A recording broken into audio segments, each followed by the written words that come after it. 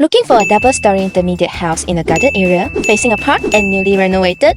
You definitely don't want to miss this. The car porch is spacious enough for 2 cars and features a lovely mini garden. The living area features premium flooring, adding an elegant touch to the space. The extended front area enhances the sense of spaciousness and keeps the space bright and airy.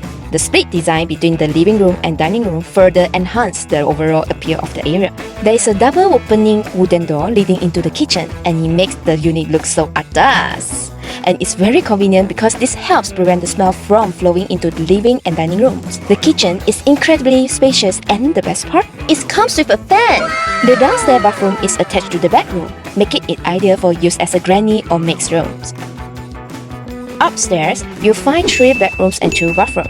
The master bedroom faces south, while the other 2 rooms face north, ensuring they don't receive direct sunlight. This makes any room perfect for a home office.